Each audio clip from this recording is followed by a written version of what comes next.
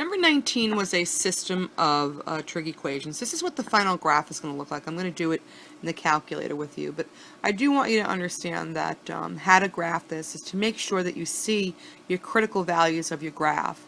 If you don't change your table to start at least the leftmost bound of your domain that they're supplying, here it's from 0 to 2 pi, then and go up by 15s, you're not going to see your critical points.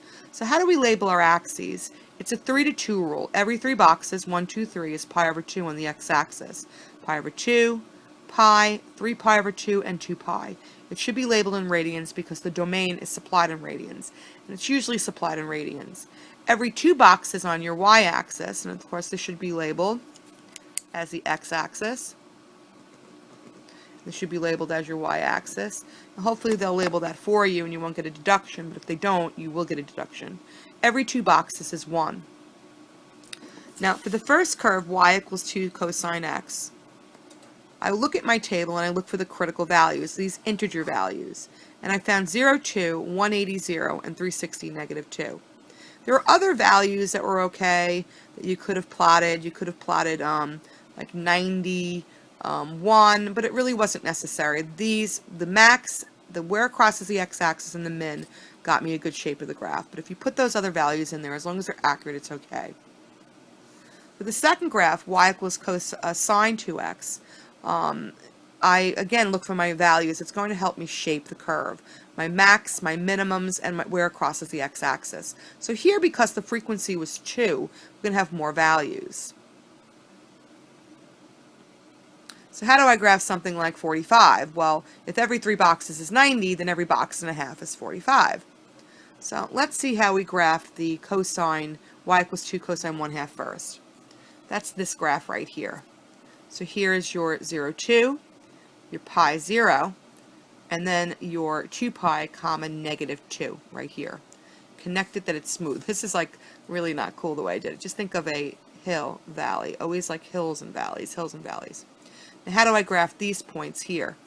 0, 0, 45, 1, so I went over in the middle of 45, 90, 0, 135 is going to be in the middle, and then we follow that pattern through, connecting it smooth.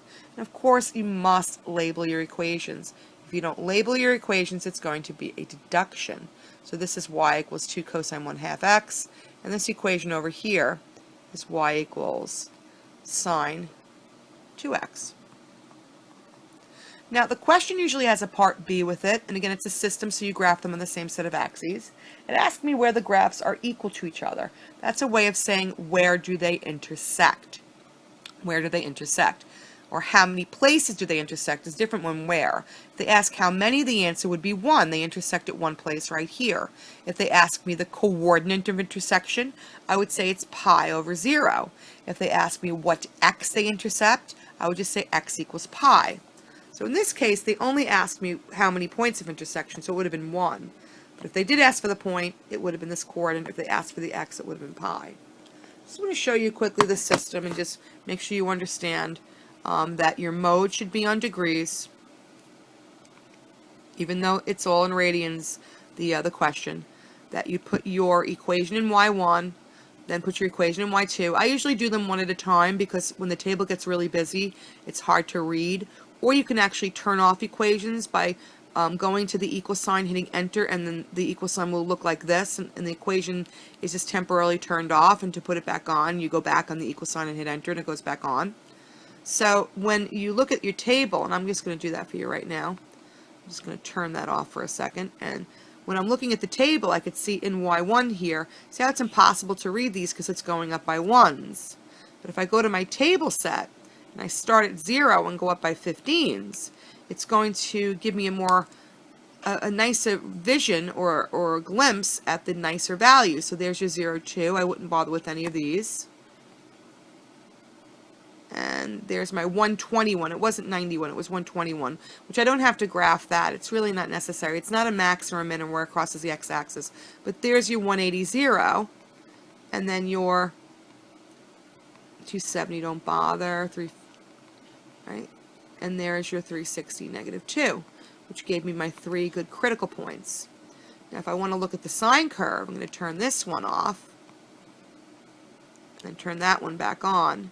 Now when I look at the table, I'm going to see my sine curve. Let me start it at 0, making sure I'm going up by 15s. And there's my 0, 0. Can I graph 15.5? Sure I can. Not necessary. You want your maxes, your mins, and your intercepts. And there you go. I can keep going with that if you like, but you can get the gist of that. Now, I'm going to turn this one back on. When I initially did a zoom 7, this is what the graph looks like. It shows me approximately from negative 360 to 360. Now, they only want me to graph this from 0 to 2 pi. So why not just go to my calculator window and look at the exact picture of what my graph should look like?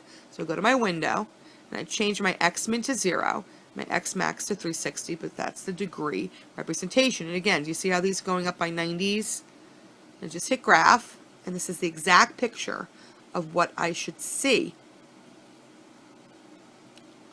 And this is my point of intersection, which is just only one point. If I actually wanted to see that point of intersection, I'm welcome to use my intersect feature of my calculator. Not necessary, though, because it was a clear and consolidated. Nice point there, right? Don't forget to go back to your table set and make it go up by 1s, or else you're going to be like, this, my table's broken, Mr. Mono. It's not. You just have to do your table set yourself, okay?